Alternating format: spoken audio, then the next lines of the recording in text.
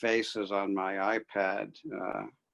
I can't get you all on the screen, but I can swipe and sort of see the panoply of practitioners who are joining us this evening. And it's wonderful to be able to support our practice in this way, for us to be able to support each other. As many of you know, the last Thursday of the month is usually dedicated in normal times to the ceremony of Fusatsu, when we rededicate ourselves to the Buddhist precepts, whether or not we've done Jukai or not. And it's usual in the talk for that ceremony to refer to what people have been doing during the ceremony and sort of tease out some of the implications of that. But since we're not doing the ceremony together tonight, I thought I would talk a little more generally about the ceremony as opposed to what we're doing. And if you've done the ceremony, as many of you have, you realize the concept of being one with is extremely central to that ceremony. So we talk about being one with all the evil karma ever committed by me since of old. All the evil karma that I've committed, that my ancestors have committed, that my family has committed, that my country has committed, and that I, as a citizen of the world throughout all time, have committed. Being one with that, and we sort of give ourselves over to that through our full bows and our practice of being in Gasho and unifying. Later on in the ceremony, we talk about being one with all the Buddhas and Bodhisattvas of legend. So I thought I would sort of try to get into, well, what is this being one? Why is it important? Why do we rededicate ourselves to it each month? And I thought I would start with, for those of us who have done Jukai, the symbol of our vows to maintain the Buddhist ethical teaching, the Raksu. And the origin of the Raksu in legend is that the Buddha and his disciple Ananda were walking along the road, and Ananda was always very punctilious about form, and he asked the Buddha, well, what should the pattern of the monks' robes be? How shall we cut them and design them? And the Buddha pointed to a rice field that they were walking by, and he said, let that be the pattern. And I really like this story, one, because the Buddha indicated by his response, first of all, that we should work with what comes to hand. So they were passing a rice field, make it that. But of course, the rice field itself has a lot of powerful significance. So if you think about it, a rice field in a way is kind of a yucky place. It's very muddy. It's flooded with water. There are, they use buffalo in the cultivation of the rice. So the buffaloes are doing their thing in the rice field.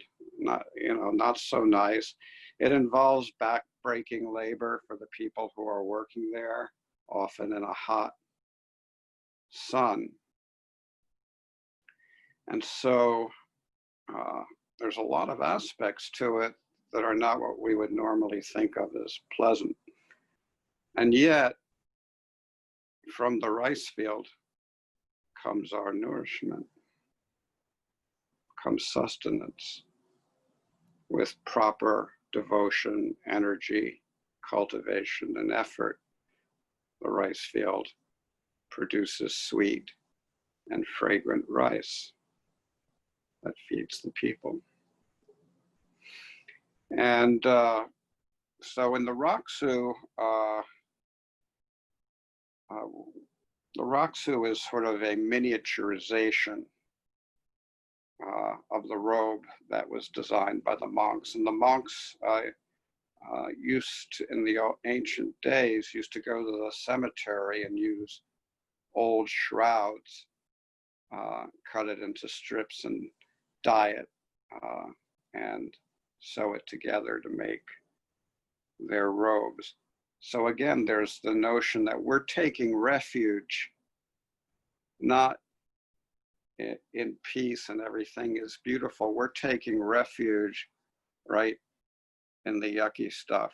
We are finding our nourishment and producing nourishment in the stuff that we don't necessarily want to deal with, we don't necessarily want to face, but we cover ourselves with it.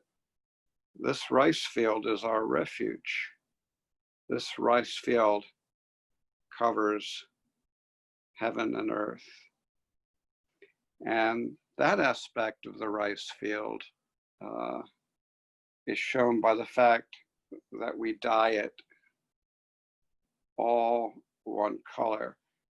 So if you look at it from a distance, it seems kind of uniform. Maybe you can see a strip here or there, but if you look at it closely, you see that there's a bunch of strips and patches, and they're all the same color. So the rice field, we wear symbolically when we put on our rice field, it's full of differentiation, bumps, creases, and yet somehow all these bumps and creases are unified in their participation in the rice field. Sometimes using another metaphor, we call it ocean mudra samadhi. So all the rivers of the world, no matter how different they may be and how different their sources and level of purity are, when they return to the ocean, which they arose from, they all have the same salty taste. So what is it to be one with the Buddha's robe? What is it to be one with the rice field? And how do we make it produce nourishment for ourselves and all other beings? So there's another story that I think reflects on this, and it has to do with another part of the Fusatsu ceremony, which is when we say we're one with all the Buddhas and Bodhisattvas, one of the Bodhisattvas we say we're one with is Manjusri, the Bodhisattva of wisdom. And so there's a koan in the Mumonkan that sort of points us toward what being one with Manjusri is and what being one with Manjusri isn't. And it's a very simple koan, fairly short, and yet amazingly complex and subtle. And it has to do with an old woman who ran a tea house at the base of Mount Gotai. And Mount Gotai was considered to be Manjusri's home. In other words, you climbed up Mount Gotai and there would be Manjusri there to greet you. And so it was a site of pilgrimage for monks. And this old woman ran a tea house at the base of the mountain. And apparently there was a fork in the road right there. So it was customary for the monks, after they had refreshed themselves, to ask the old woman, what is the way to Mount Gotai? And she always said, go straight ahead. And the monk would head off and she would go. He looks like a fine monk, but he too goes on just that way. Well, apparently one of these monks was in the assembly of Master Joshu and told him this story.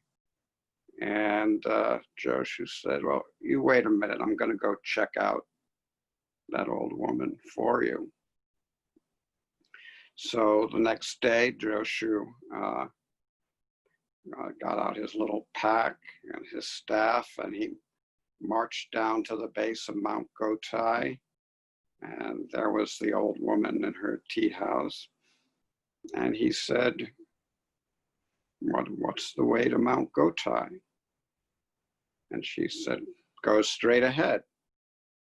And Master Joshu left, and as he was leaving, the old woman said, he looks like a fine monk, but he too goes on that way. And Master Joshu returned to his assembly and said, there, I've completely seen through that old woman for you. So there are many aspects to this koan. The first one is that all of these monks were separate from Manjusri Bodhisattva. They were looking to find Manjusri up on top of a mountain, or at the very least, they thought that this mountain was some special holy site that could connect them with eternal wisdom, little knowing that they themselves were Manjusri. They themselves were one with the Bodhisattva of wisdom, just like when we try to be the Raksu, we might make a lot of mental gyrations, but actually, when we stand up, the Raksu stands up with us. When we turn to the right, it turns to the right. When we turn to the left, it turns to the left.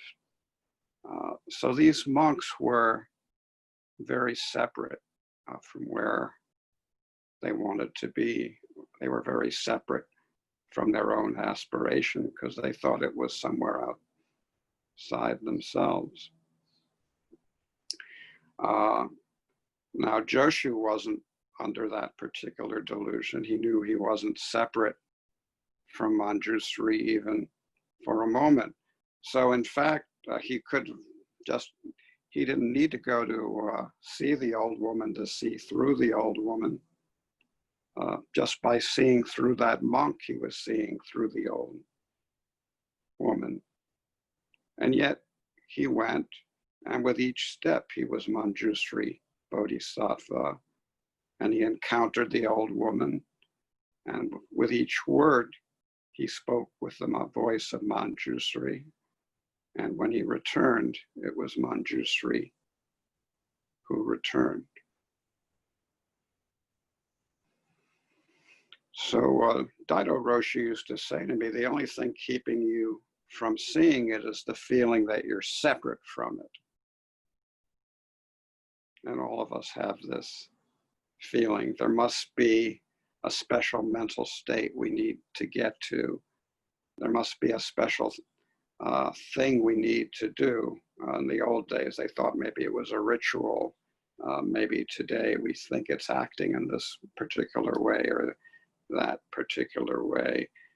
But being Manjusri Bodhisattva is our birthright. So it would be nice if we could just say, well, gosh, just as I am a Manjusri Bodhisattva, And as soon as you say that, you kill Manjusri Bodhisattva. That's another way of separating from Manjusri Bodhisattva. And the koan brings out the implications of this. In Mumon's commentary, he says, when Joshu saw through the old woman also saw through Joshu. It wasn't like Joshu was on some high plane and he looked down and he saw through the silly old woman. The old woman, like many of the old women in these koans, was a great master, just one whose name has been forgotten and left unsaid, but a great master. So they saw through each other. And then Master Mumon says something very, very striking. He said, although Joshu saw through the old woman, I don't think he was much like a grown-up. What does he mean by that?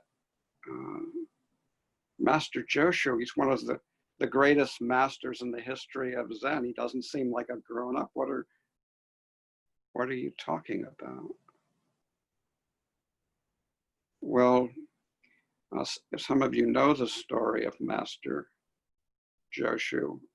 And if you called Master Joshu a grown-up, that would be like insulting him to his face, because he was the one who went on pilgrimage and said, if I can learn from a child of 3, I will study with him.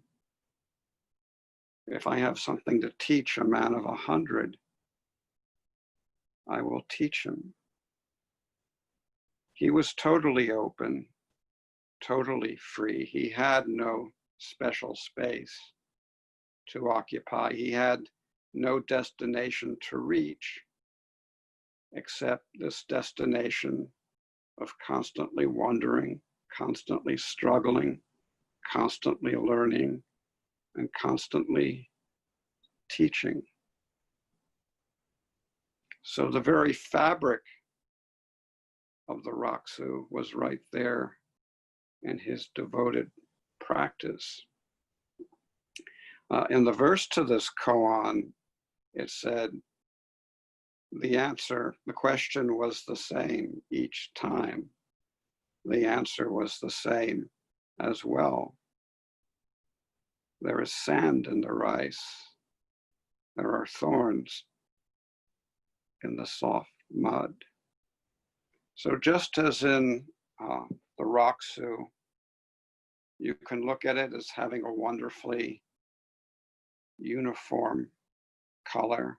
Each part of the Raksu is just what it is. It's always just what it is, and there's no more to say about it. They're all equal.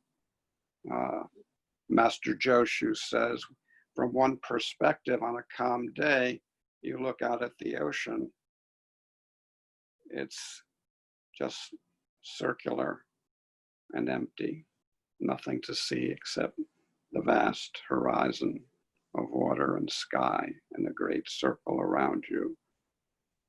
But once you dive into the ocean, you see it quite differently. And he says, to a fish, the ocean is a palace. To a scuba diver, the ocean is a playground. Each and every being in the ocean encounters it in a different way as the being they are. So again, being one with, how can you not be one with? We all have the Buddha nature.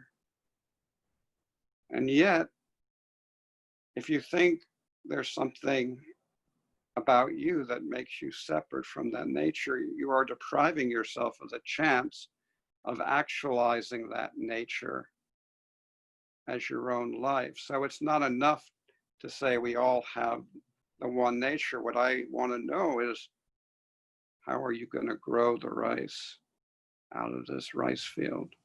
How are you going to provide wonderful nourishment to yourself and all beings? I don't know the answer to that. Each of you has the answer to that, because each of you is the person you are, with your own heart, your own body, your own mind, your own hang-ups, your own gifts. Each of you has the capacity to save all beings. Each of you has the capacity to grow rice that will nourish the entire world. So, what does all this have to do with the precepts?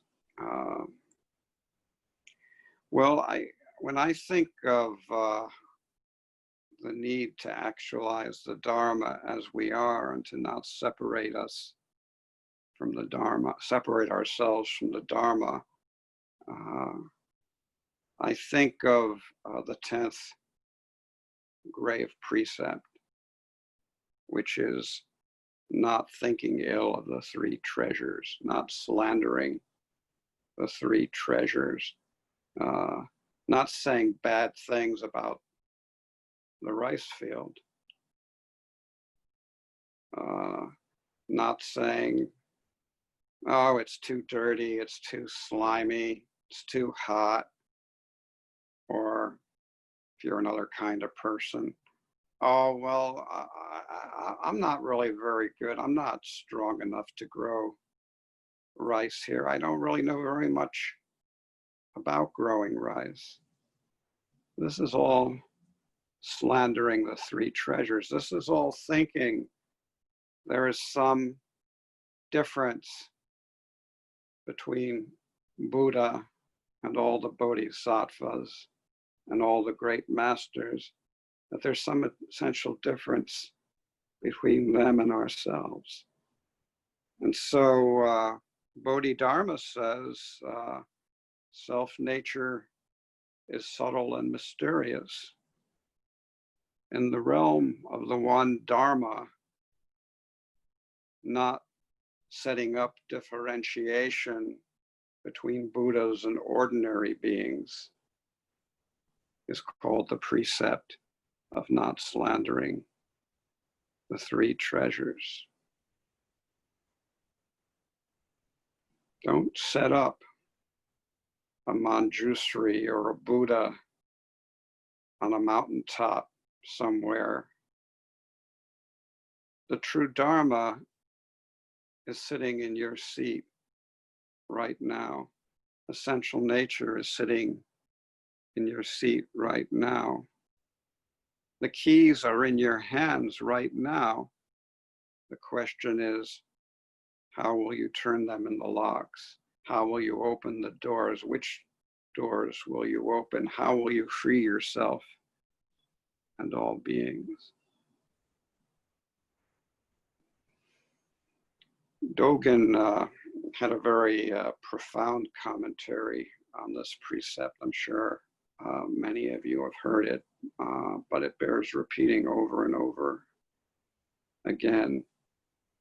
In his commentary on this precept of not slandering the three treasures, he said, the teisho of the actual body is both the harbor and the weir. The teisho of the actual body is both the harbor and the weir. This is the most important thing. Its virtue finds its home in the ocean of essential nature.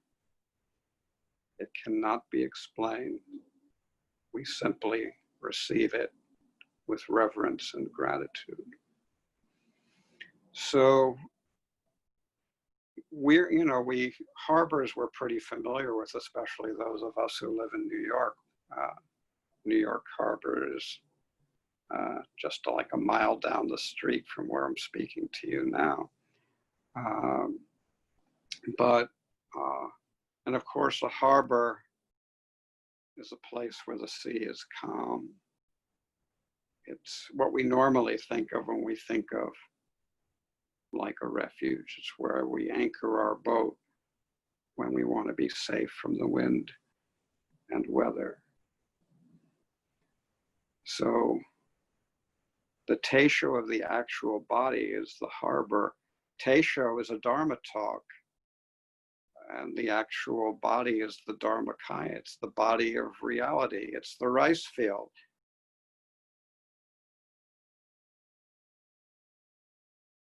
The Dharma talk of reality, as it comes to us moment by moment, is both the harbor, it's where we find our refuge, and the weir. Now, the weir is a little complicated because there's all different kinds of weirs, but basically, and I read up on this to clarify it in my mind, a weir differs a bit from a dam. A weir is a low dam. The purpose of the big high dams like Hoover Dam or Kensico Dam or any of them, that's to preserve a body of water. So, and that's create a reservoir, in other words, a permanent harbor, which of course is kind of what we want to do as human beings. And Dogen is saying, no, it is the harbor, reality, its messiness, its disappointment is the harbor. So that is our safe haven, but it's also the weir. And one kind of weir, the purpose of a weir is not to create a reservoir, it's to raise the water level behind the weir. So it's a low dam where the water kind of slops over.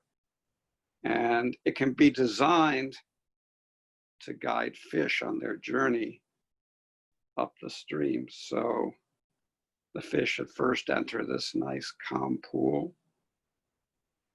but to one side of the weir, and I actually saw this in Seattle, there's a fish ladder, and the fish, in order to get to their spawning grounds, in order to be creative, they need to hump themselves up the ladder with great effort. So